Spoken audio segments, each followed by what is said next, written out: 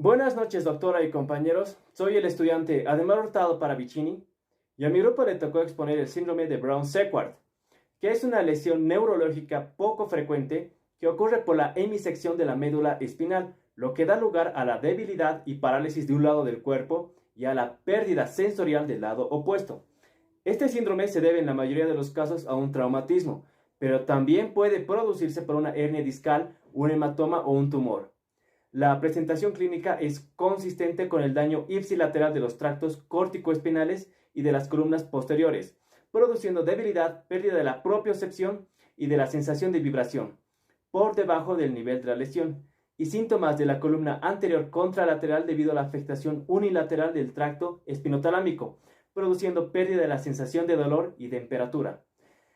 El diagnóstico se confirma mediante una resonancia magnética. El tratamiento depende de la etiología y el sitio de la lesión, y la intervención oportuna se asocia a un pronóstico y recuperación favorable. En la epidemiología, podemos decir que este síndrome es muy raro, ya que se encuentra entre un 2 a un 4% de todas las lesiones medulares, con una incidencia mayor en los hombres, y se encuentra en una edad promedio de los 40 años. Si hablamos de anatomía, en una vista transversal, la médula espinal muestra una sustancia blanca que rodea la sustancia gris. La sustancia gris está dispuesta en forma de H, y la sustancia gris está formada por una asta anterior, asta posterior y una asta lateral. La sustancia blanca tiene tractos ascendentes y descendentes en la médula espinal periférica. Las columnas anterolaterales ventrales contienen un tracto córtico-espinal anterior, un fascículo longitudinal medial, un tracto espinotalámico lateral y un tracto espinotalámico anterior. Las columnas laterales tienen un tracto córtico-espinal lateral, un tracto córtico-rubral, rubroespinal y un tracto espinocerebeloso. Las columnas dorsales tienen un fascículo grácil y un fascículo cuneiforme. Voy a pasar la palabra a mi compañera. Estudiante Maciel Pari Torres y les voy a hablar sobre la etiología. Las causas más frecuentes del síndrome Brown-Séquard pueden ser lesiones que son penetrantes, pero también puede haber lesiones que no son traumáticas. Entre las causas traumáticas puede ser una lesión penetrante por cuchillo o causa de una puñalada en la región cervical, o también puede ser causada por la lesión por un disparo de bala en la columna vertebral, o también puede ser ocasionado por un accidente automovilístico. También puede ser causada por una caída, causando lo que es una fractura vertebral. Entre las causas no traumáticas podemos hablar de una esclerosis múltiple, desmineralización, una hernia de disco vertebral, también puede ser causada por tumores primarios o también pueden ser metastásicos, también puede ser causado por un hematoma epidural, espinal o una mielitis transversa, también puede ser ocasionado por infecciones como la tuberculosis, meningitis, sífilis. Ahora, pasando al siguiente punto, hablando sobre la fisiopatología de este síndrome Brown-Séquard, podemos hablar que los tractos ascendentes y descendentes de un lado de la médula espinal se van a lesionar. Por consiguiente, van a desarrollarse lo que son hemorragias petequiales en la sustancia gris una hora después de la lesión. La sustancia blanca es afectada entre la tercera y la cuarta hora después de la lesión. Entre las 24 a 36 horas después de la lesión puede ocasionar lo que es una necrosis hemorrágica. Y esto va a causar un daño extenso en las fibras mielinizadas y en los tractos largos. Y por consiguiente va a pasar a una discontinuidad en la corteza somatosensorial primaria y en el área motoria suplementaria, lo que va a ocasionar una disminución clínica de la sensibilidad. Paso a lo siguiente a mi compañero. Prosiguiendo con esto, vamos a hablar sobre la clínica del síndrome de Brown-Séquard. Esta condición está dada por la hemidisección de lo que vendría a ser la médula espinal o el daño de la otra mitad de la médula espinal. Las vías dañan las vías neuronales, entonces vamos a ver que se va a presentar con una pérdida de sensaciones y la pérdida de función muscular. Específicamente va a haber daño en lo que vendría a ser el tracto córtico espinal, el tracto espinotalámico y el tracto de las columnas dorsales ascendentes, sobre todo. Vamos a ver que el tracto córtico espinal, al ser un tracto de eferencia motora, vamos a ver que vamos a tener hemiplegia del mismo lado ipsilateral, una parálisis flácida y una parálisis espástica, que va a estar por debajo del nivel de la lesión. Otro, vamos a tener lo que vendría a ser el daño al tracto espinotalámico, que vendría a ser que este generalmente va a ser el que lleve las señales de tacto fino, la presión, la vibración y la propiocepción. Entonces, al ser dañados este y Esto, vamos a ver la pérdida de esos por debajo del nivel de la lesión. Por último, vamos a tener lo que vendría a ser el daño de las columnas dorsales, que se va a generar por el lado contralateral. Vamos a ver que va a haber una pérdida de dolor, una pérdida de temperatura y de tacto crudo o de tacto grosero.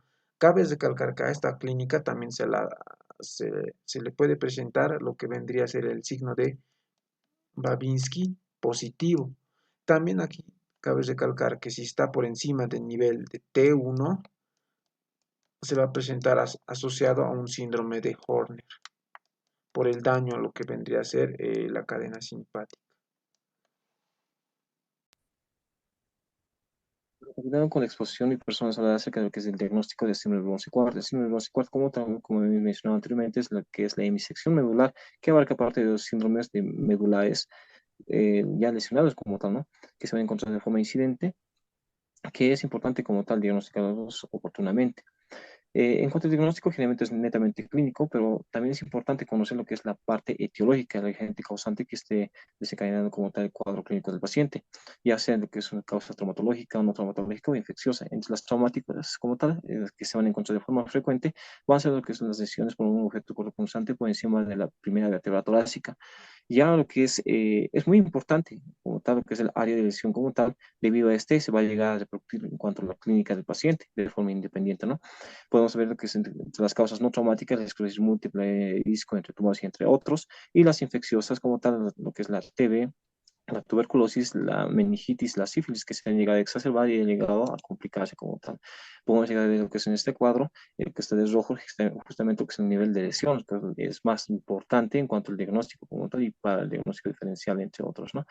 Entre este tipo de pacientes que van a llegar a presentar lo que es una pérdida ipsilateral de la propiocepción, de la sensibilidad vibratoria, y también puede presentar lo que es una, o no es que puede, sino presenta lo que es una pérdida contralateral de lo que es la sensación del dolor y también lo que es la temperatura. Como he mencionado, lo que es la pérdida sensorial, la pérdida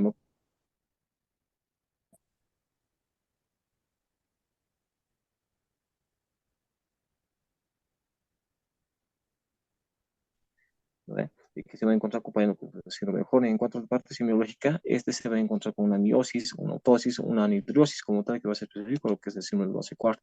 Para llegar a confirmar nuestro diagnóstico como tal, ya una vez realizado lo que son los antecedentes y el examen físico como tal, ya fue de forma exhaustiva, viendo aparte incluso se llega a manejar lo que es un test para evaluar justamente la parte eh, propioceptiva del paciente y la parte motora, vamos a llegar a tenerlo con un diagnóstico presuntivo de parte de lo que es el examen físico. Poder llegar a corroborarlo justamente con un examen de gabinete, ya vieron lo que es un análisis de laboratorio, para llegar a descartar etiologías infecciosas prioritariamente. Y lo que son las pruebas imagenológicas, específicamente se utiliza lo que es la resonancia magnética, que es el gold estándar, por decirlo así, para lo que es la detección de lesiones medulares como tal.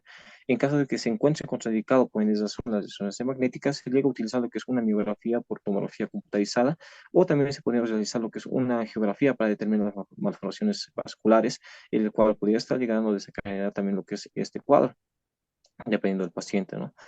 Bueno, voy a pasar la palabra a mi compañero, quien nos está hablando acerca de lo que es el tratamiento del síndrome de Bronce-Quart. Gracias. Bueno, mi nombre es Gensi Mamanichiambi y voy a continuar con la exposición. El tratamiento. Podemos realizar la debridación de la herida. También podemos realizar la farmacoterapia. Podemos administrar la vacuna antitetánica en caso de presencia de una herida. Antibióticos para prevenir la infección como antibiótico, como tratamiento profiláctico en pacientes que tengan traumatismos penetrantes. Tratamiento del dolor, vamos a realizarlo con analgésicos. El baclofeno podemos utilizar para la espasticidad muscular. Podemos realizar la fisioterapia. Con el fin, vamos a promover la movilización y la deambulación asistida por dispositivos. Vamos a esto para mantener la fuerza de los músculos neurológicamente intactos, prevenir el daño de las articulaciones y mantener un rango de movimiento para establecer una rutina para las actividades diarias. También podemos realizar la cirugía. En caso de que tengamos un síndrome de Bronce-Quart, secundario a un tratamiento acompañado de fuga de líquidos cefalorraquídeos, retención de cuerpos extraños, compresión de la médula espinal. Vamos a realizar la reducción y descompresión de la médula espinal en caso de que esté comprimido la médula espinal. Bueno, las principales complicaciones que podemos encontrar son la hipotensión, el shock medular, después de un traumatismo, que va a producir una parálisis motora con pérdida inicial, eh, pero recuperación gradual de los reflejos. Este no es un shock neurogénico. Podemos tener también depresión, embolia pulmonar, por la inmovilidad prolongada, infecciones pulmonares y del tracto urinario.